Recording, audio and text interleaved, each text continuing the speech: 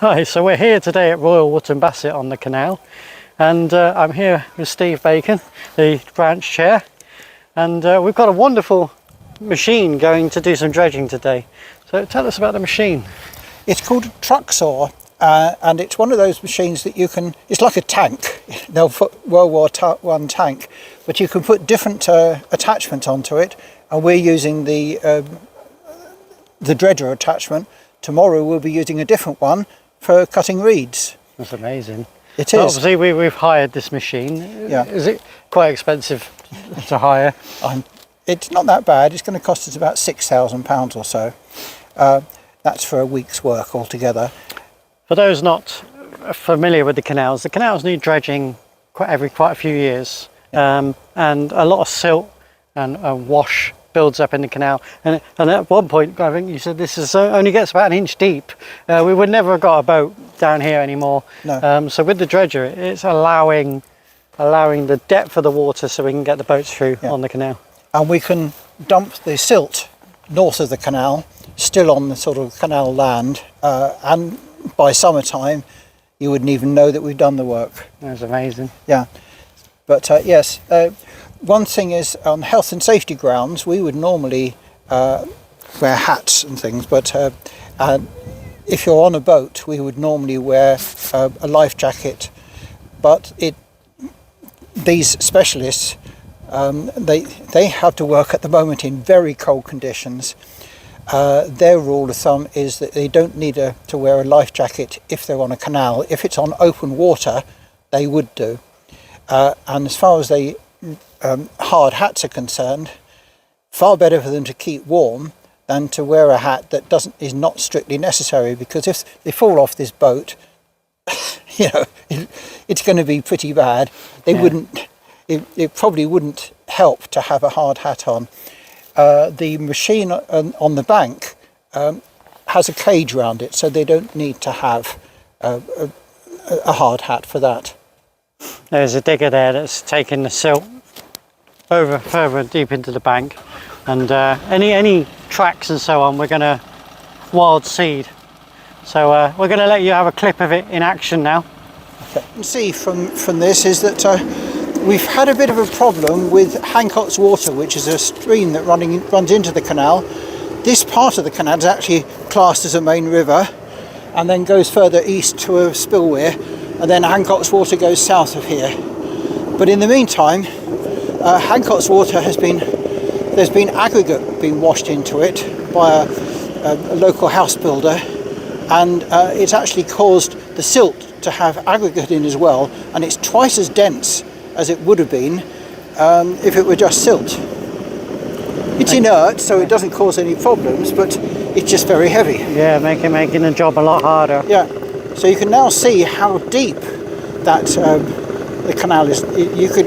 You saw it going into the water there. It's several foot deep now, and then it will get to the edge, bite a bit more off, and another bit will be removed. So we're going to clear the canal up to the bridge. So that's their aim for today, their target for today is up to the bridge. That's it. After that, you'll be able to use the workboat Nelson? We should do later in the year, but it's a different operation. I don't think Nelson could have dealt with this even at its peak. Yeah. If we look on the other side, you can see that the canal is now quite clear all the way to the far end. And when I last came here, this was covered in reed, and it was very blocked. So that's a wonderful clearance job you've got there. And in the last couple of weeks, we've had a little grebe or a dab chick along here, bobbing up and down, and it was working last week. It was still catching fish while the Truxor was in motion. And also at Hancock's Water, there's a kingfisher. That just flew in as if nothing was happening. So it doesn't affect the wildlife. In fact, it creates the environment for the wildlife to return. Yeah.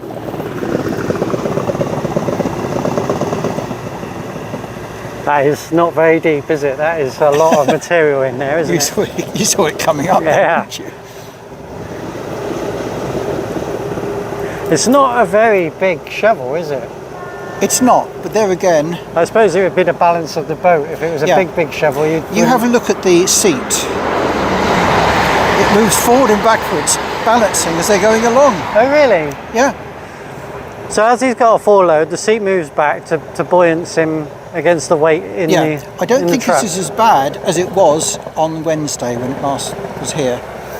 So should we go down and have a look at it close up? What Yeah. happens now? Oh, look, the seat goes back. Well, I assume that's the weight of the motor in there as well. That is a lot higher than it was last on Wednesday.